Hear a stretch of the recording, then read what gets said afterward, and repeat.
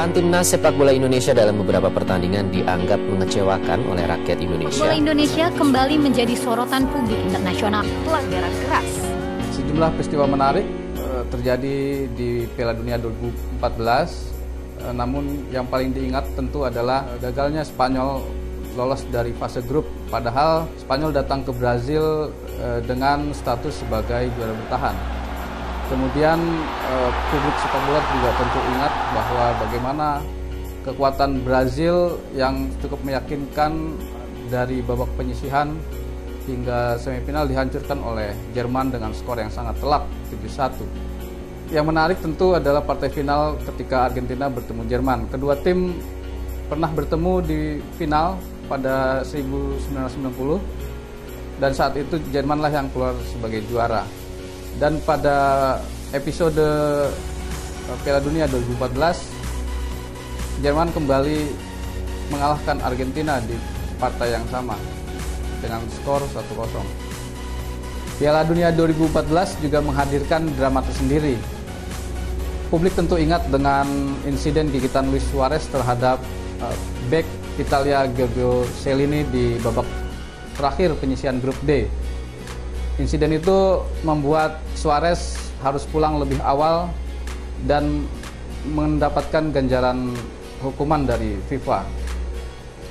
Pada 2014, kawasan Asia juga menggelar agenda besar yaitu Asian Games di Incheon, Korea Selatan pada bulan September. Tidak banyak kejutan terjadi. Tiongkok yang difavoritkan menjadi juara umum memang kembali menunjukkan superioritasnya dan akhirnya mempertahankan gelar juara umum di event kali ini dengan menggondol 151 emas. Sementara Indonesia hanya duduk di peringkat 17 dengan raihan 4 medali emas, 5 perak dan 11 perunggu. Raihan ini sedikit menurun dari catatan Asian Games sebelumnya di Guangzhou, Tiongkok. Ketika itu Indonesia duduk di peringkat 15 dengan 4 medali emas, 9 perak dan 13 perunggu. Dalam event Asian Games kali ini Indonesia meraih 4 emas dari cabang bulu tangkis, lompat jauh dan wushu. 4 emas yang diraih Indonesia di event Asian Games kali ini dipersembahkan oleh 2 dari cabang bulu tangkis, 1 dari cabang lompat jauh, dan 1 lagi dari cabang wushu.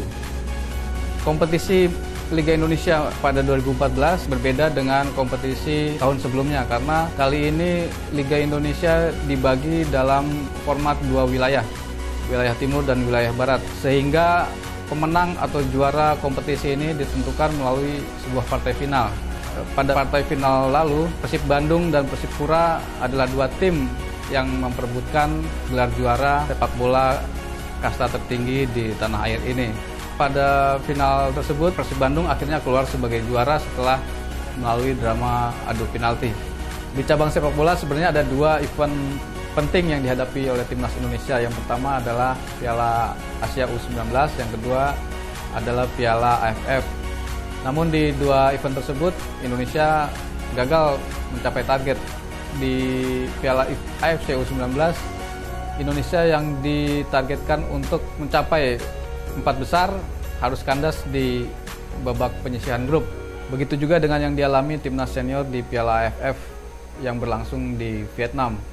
Timnas Indonesia gagal mencapai target sebagai juara karena tersingkir di babak penyisihan.